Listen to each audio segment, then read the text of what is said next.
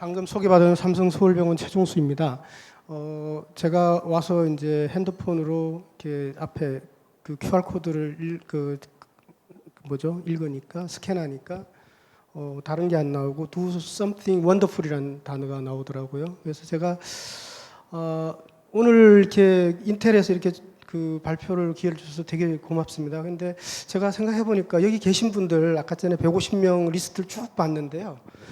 병원이나 헬스케어 쪽은 거의 없으신 것 같아요. 그래서 이게 무슨 얘기를 할까 이런 고민을 하다 보니까 저희가 사실은 그 5G 얘기를 계속하면 계속 뭐 다른 얘기도 많이 나오지만 저같이 헬스케어에서 근무하는 사람들은 헬스케어가 되게 탑 랭킹 돼 있습니다. 그래서 우리가 하고 있는 게 5G 세대에서는 상당히 그 원더풀한 얘기일 것 같아요. 근데 제가 오늘 잘 설명드릴 수 있을지 잘 모르겠습니다. 그래서 지금 저희가 그 공유해드리고자 하는 내용은 지금 당장 일어난 건 아니고요. 2019년도에 했던 거고 잘 사용하고 있고 일부는 지금 발전시키고 있는 얘기고 3년 뒤인 지금 시점은 더 다르게 변하고 있습니다. 그래서 그 부분에 대해서 제가 남은 시간 동안 시간이 좀 부족하긴 하지만 빨리 넘어가면서 하겠습니다.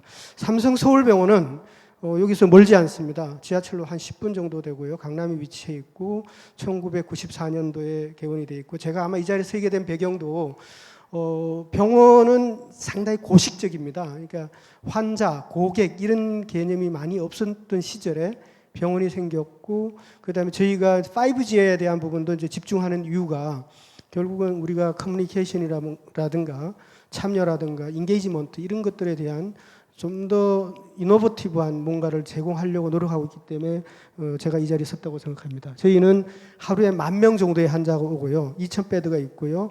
그래서 평균 직원이 한 10,000명 정도 됩니다. 8,000명이고요. 유동 인구가 한 3, 4만 명 되는 그런 상당히 큰 복합단지라고 생각하시면 됩니다.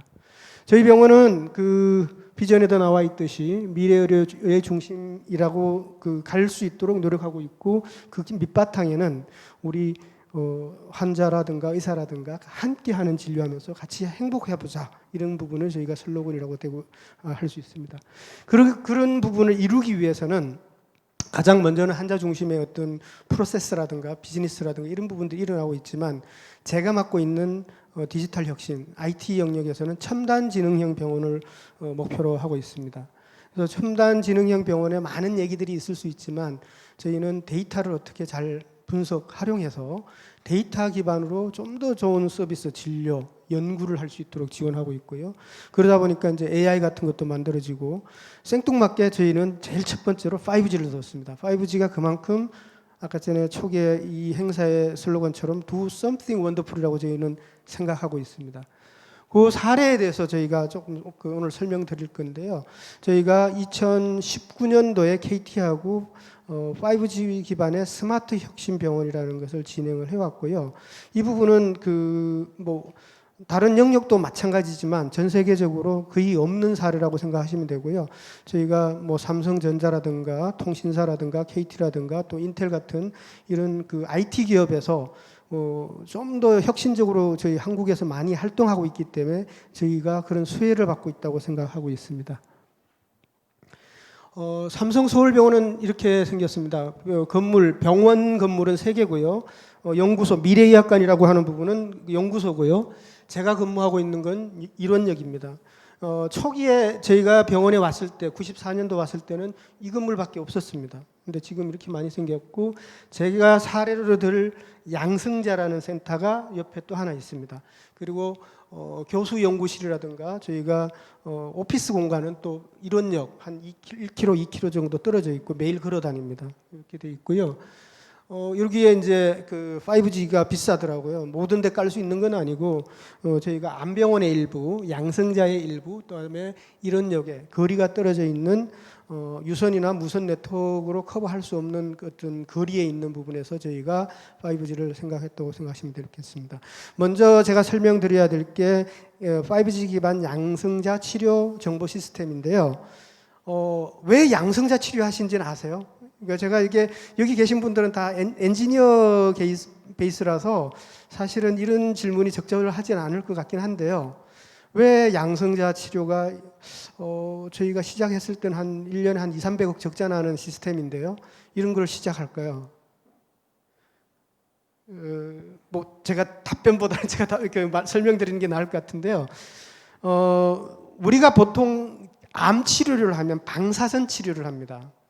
방사선 치료를 한다면 우리가 엑스레이를 찍고 CT를 찍고 MRI를 찍고 할 때 보면 그런 그 장비를 통해서 암이 있는 그 세포 조직에 대해서 방사선을 쏩니다.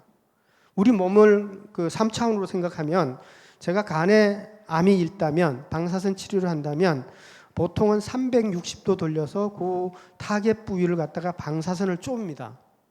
근데 문제는 방사선이라는 부분은 우리 몸에 해롭고요. 이 조직을 죽입니다. 괴사시킵니다.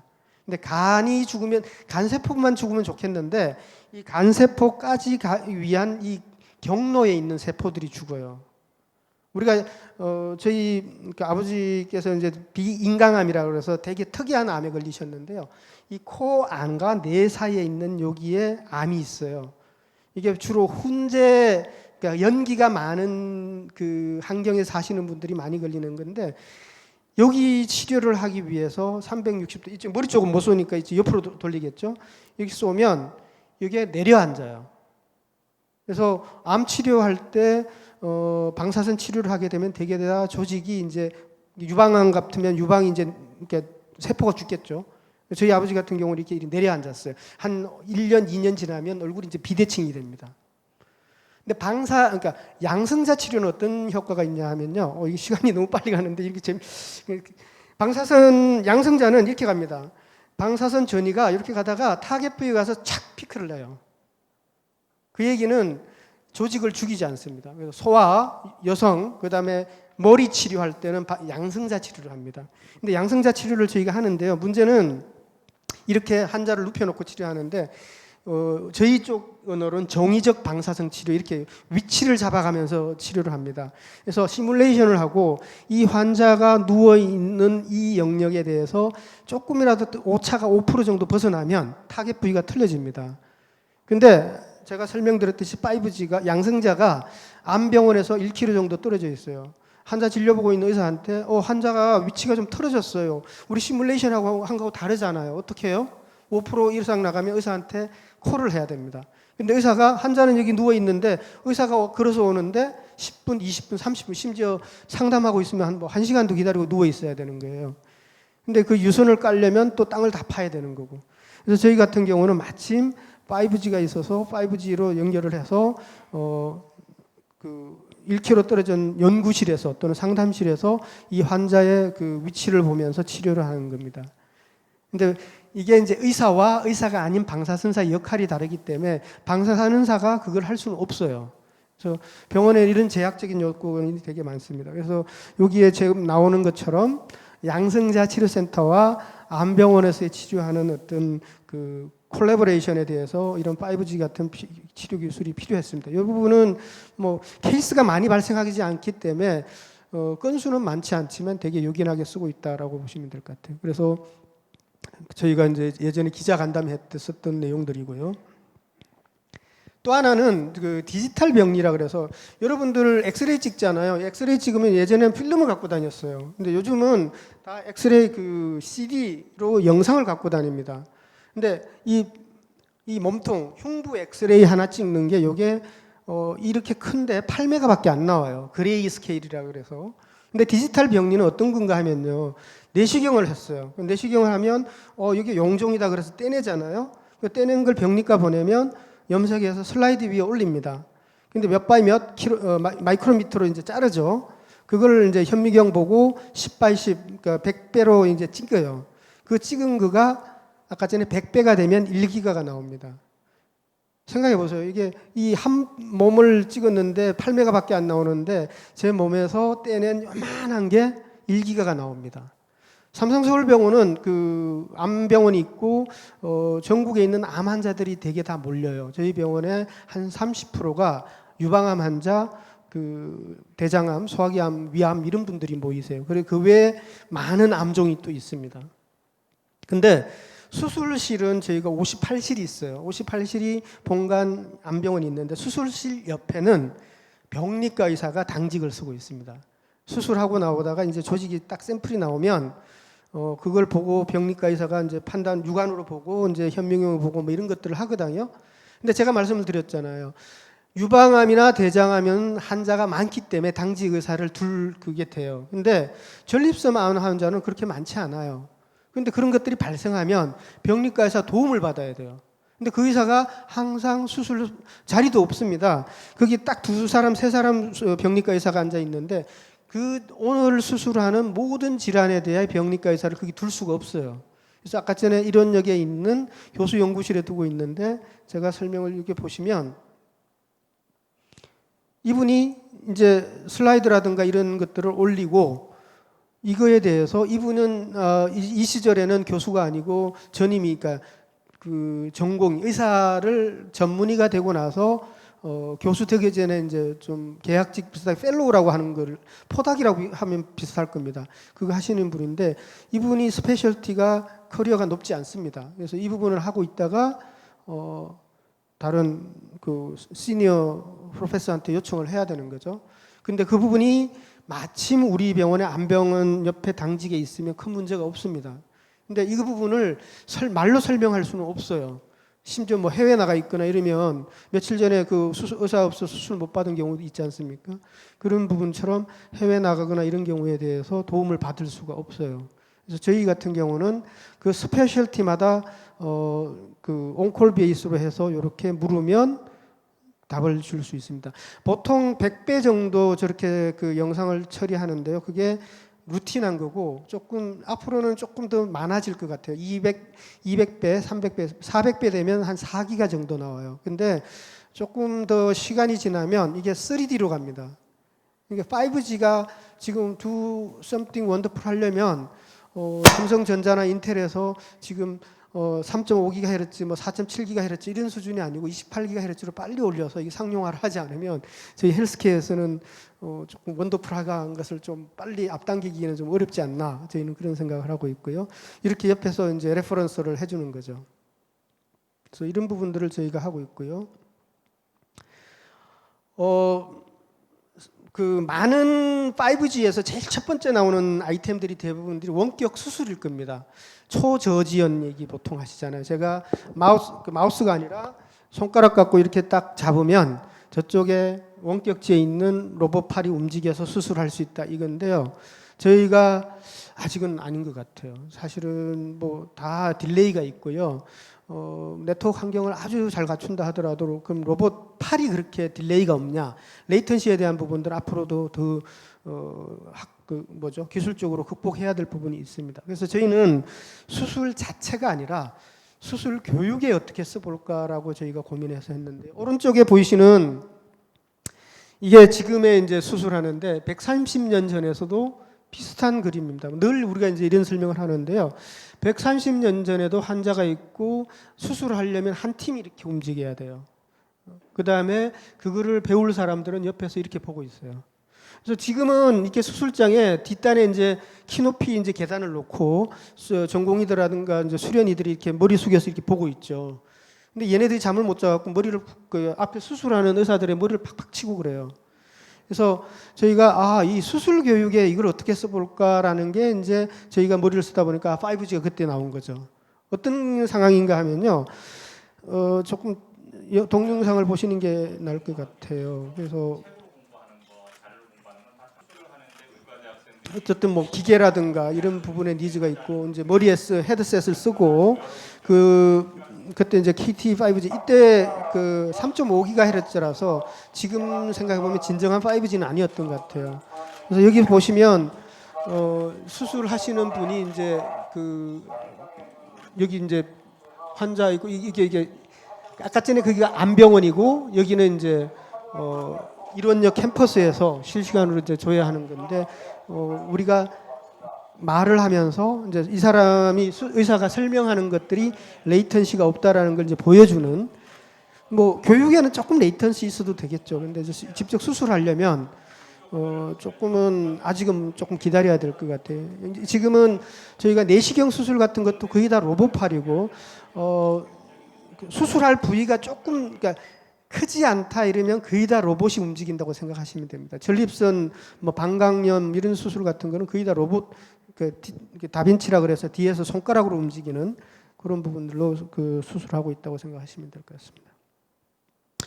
그래서 수술, 제가 그 박사긴 한데 이제 저는 메디컬 닥터는 아니고요. PhD라서 이제 실제로 얼마나 그 효과가 있냐 이런 부분은 좀 다르긴 한데 기술적으로는 저희가 이런 부분들을 갖춰가고 있다라는 거죠. 그래서 2019년, 2020년 초반에 저희가 이제 글로벌리 CS 같은 데인데 힘스라는 데에서 이제 이런 발표를 좀 했습니다. 그래서 이런 부분들이 이루어지고 있고요. 저희는 결국은 기술이라는 부분은 그러니까 저희가 초격차 뭐 이런 얘기를 많이 하는데요. 저희 같은 서비스 영역에 있는 사람들은 경험을 되게 많이 얘기합니다. 그러니까 기술이 좋아지면 뭐 합니까? 환자가 기다리는 시간이 길어지고 그다음에 뭐 내가 뭘 하는데 한참 뭐 지금 저희 같은 경우 그 CT 초음파 찍으려면 6개월 기다려야 돼요. 저희는 그런 걸 해결하려고 있는데 그런 부분들이 상당히 좋지 않은 경험인 것 같아요. 그래서 저희는 힘스라고 하는 좋은 그 CS 같은 거 비슷해요. CS는 박람회인데 힘스도 박람회 플러스 이제 인디케이터 같은 걸 많이 만들어냅니다. 그래서 거기에서 디지털 트랜스포메이션에 대해서 퍼슨 이네이블드 헬스라는 부분들을 많이 해요. 그래서 저희는 환자가 외래 진료 예약부터 진료 보고 수술하고 그다음에 이런 부분들에 있어서 페이션트 전이라고 보통 환자 여정이라고 해서 디지털 트랜스포메이션을 좀 하려고 합니다. 그런데 거기에 이제 5G가 저기가 필요하다라고 저희가 보시면 될 것 같고요. 뭐 로봇부터 시작해서 여러 가지 일을 하고 있고요. 이렇게 저희는 생각하고 있어요. 수술하는 그러니까 여기 계신 분들이 병원에 대한 경험이 있다면 가장 큰 불만이 아마 검사 대기이고 입원했는데 의사가 해진온다 그러는데 해진 않아. 뭐 이런 걸 거예요. 그러니까 저희는 그런 것들을 컴플레인을 계속 받고 있고 그래서 수술실에서 의사가 해지를 못 가면 로봇을 보내려고 그래요. 그런데 이제 5G가 필요할 거고 지금 저희는 그 물건을 옮기는 데는 로봇이 돌아다니고 있어요. 저희가 지금 11개 병동 다음 달 되면 한 20개 정도 넘어갈 건데 지금까지는 물건을 제 키보다 큰 물건들을 나이 많은 대부분 노인분들이 뒤에서 밀고 가요. 200kg 됩니다. 우리 가운하고 이게 붕대 이런 것들이 있죠. 수액 이런 걸 매일 병동마다 트랜스포터가 운반하는데 그 사람 보이지도 않습니다. 주간에 해요. 길 막혀요. 저희는 그런 것들을 로봇으로 하면서 야간에 다 돌려버렸습니다. 돌리고 있습니다. 그리고 해진도 로봇을 하려고 그러고 있고 그래서 이 부분은 외과 의사한테 나온 아이디어인데 이분이 컴플레인을 많이 받아요. 수술은 많이 해야 되겠고 근데 해지는 가야겠고 근데 그러다 보면 밤 10시 정도 돼야 끝나고 그러니까 맨날 환자한테 컴플레인 받으니까 자기가 수술방에서 로봇을 보내는 것을 지금 고안을 하고 있고 이게 과제로 진행하고 있습니다. 이거는 좀 다른 얘기인데요. 그래서 저는 뭐 공학이라고 하기는 좀 그렇지만 산업공학을 했는데요.